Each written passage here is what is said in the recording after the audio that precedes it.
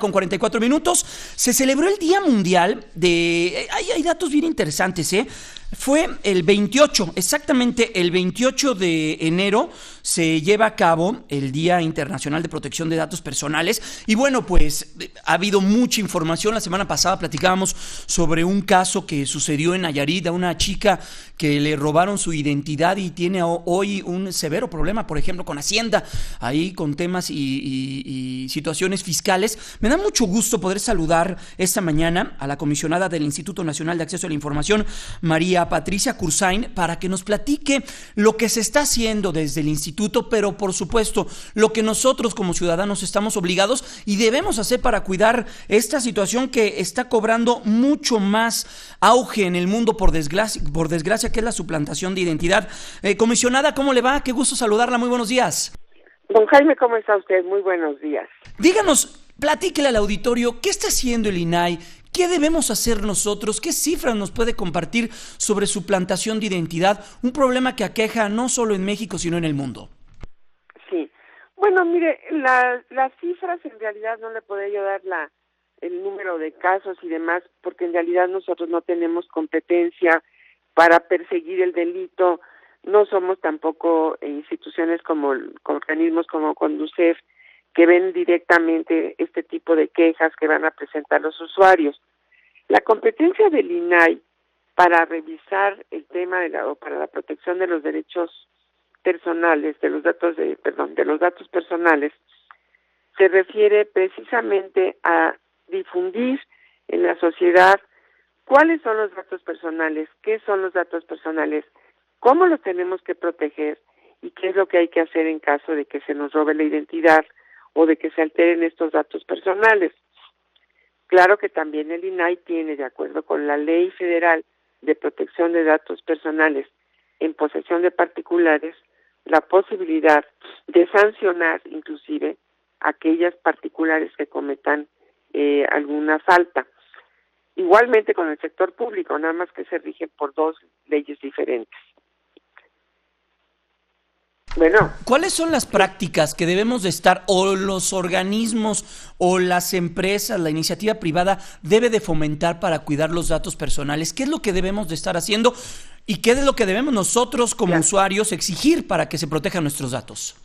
Sí, mira, lo primero que tenemos que advertir nosotros cuando vamos a entregar nuestros datos, que lo mismo lo entregamos a instituciones del sector público como del sector privado. Le pongo a usted un ejemplo. En una escuela del sector público y una escuela del sector privado tienen las mismas obligaciones de cuidar los datos personales de las personas que tengan ahí, que pueden ser el alumnado, como también puede ser también el profesorado y el resto de su personal. Los datos personales, que son los que nos identifican, los que nos hacen identificables, y hay además los datos más sensibles, como ya son los datos que se relacionan con el iris del ojo, con la huella digital, con el expediente clínico, etcétera. Todas estas cosas tienen que ser guardadas muy celosamente. La institución, la empresa, tiene que tener todo un sistema para saber organizar, cuidar y controlar el uso de los datos. Y solamente está autorizado para utilizarlos en aquellas actividades que le corresponden.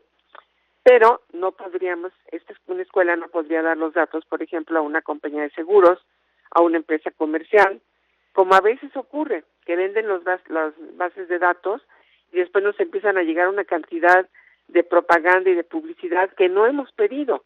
Eso es lo de menos. Por lo menos nos llega la publicidad y no la aceptamos.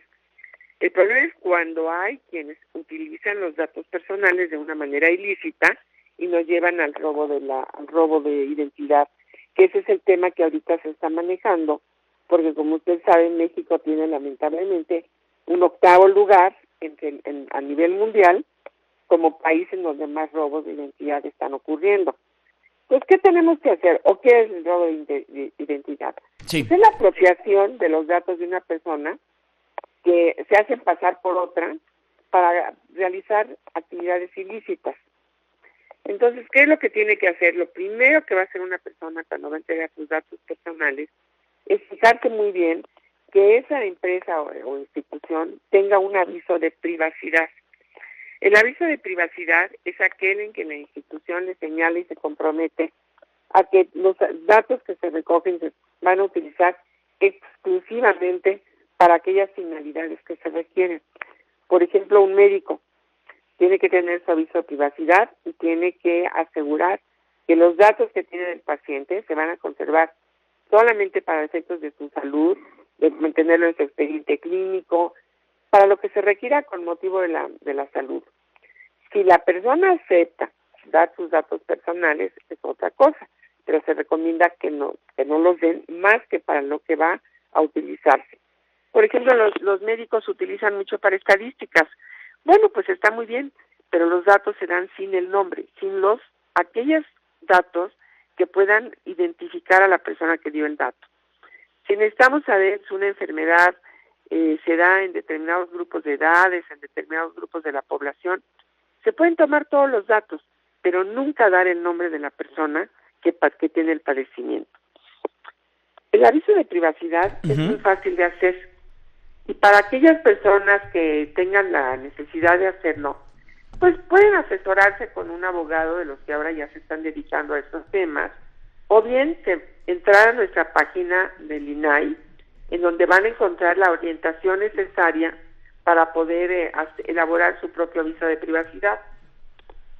Y también hay una autorregulación y dejamos que cada quien haga su aviso de privacidad y se puede certificar con una empresa que el INAI ya autorizó para poder certificar. Es una empresa certificadora.